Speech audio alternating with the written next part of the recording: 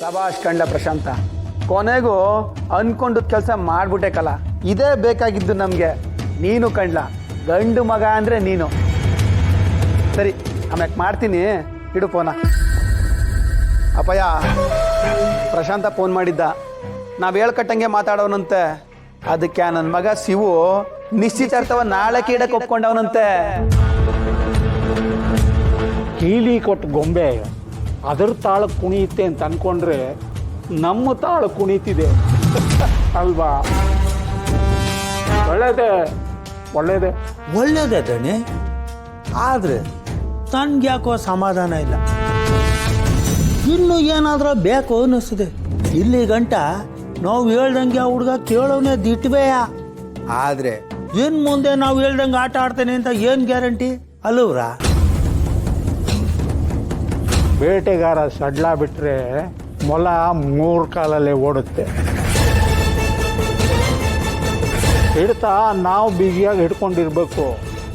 ಆಗ ನಾವು ಅಂದ್ಕೊಂಡು ಕೆಲಸ ಆಗುತ್ತೆ. ಹಾಗಾಗುತ್ತೆ ನಾವು ವಿಶ್ವಾಸ ನಮಗಿರ್ಬೇಕು ಕಣ.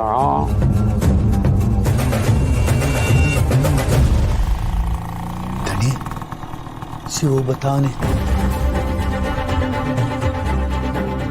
ನನ್ನ ಮಗಂಗೆ 100 ವರ್ಷ ಆಯಸ್ಸು. ನೆನ್ಸ್ಕೊಂಡ ತಕ್ಷಣ ಬತ್ತವನೆ. ಆಯುಷ್ಯೇನೋ 100 ವರ್ಷನೇ. ಆದರೆ ಉಳಿದಿರೋ ಆಯುಷ್ಯೆಲ್ಲ ಬರೀ ಕಣ್ಣೀರು ಒರೆಸ್ಕೊಳ್ಳೋದಲ್ಲೇ ಕಳೆದೋಗುತ್ತೆ. ಬಾರೋ ಶಿವು. ಪರ್ಸು ಚಿತ್ರಣ, ಒಂದು ಸಿಹಿ ಸುದ್ದಿ ಇತ್ತು, ಅದನ್ನೇ ನಿಮಗೆ ಹೇಳ್ಕೊಳ್ಳೋ ಅಂತ ಬಂದೆ. ಓಹ್, ಏನು ಶಿವ, ತಂದೆ ಆಯ್ತಿದ್ಯೋ ಹೆಂಗೆ? ಹಂಗೇನಿಲ್ಲ ಪರ್ಸು, ಇದು ನನ್ನ ತಂಗೀಸ್ಯ. ಅರೆ ಶಿವು, ಇನ್ನು ಪೀಠಿಗೆನಾಗೆ ಇದೆಯಾ? ಶಿವು ಮನೆ ಸಿಹಿ ಸುದ್ದಿ ಅಂದರೆ ನಮ್ಮ ದಣ್ಗಳು ಆಸೆಯಿಂದ ಕಾಯ್ತಾ ಇರ್ತಾರೆ. ಅದೇನು ಅಂತ ಜಲ್ದಿ ಹೇಳ್ಬಿಡು. ಮಾವ, ನಮ್ಮ ರಶ್ಮಿಗೊಂದು ಸಂಬಂಧ ಬಂದಿತ್ತಲ್ಲ, ಅದಿನ್ನೇನು ಫಿಕ್ಸ್ ಆಗೋಯ್ತು ಮಾವ.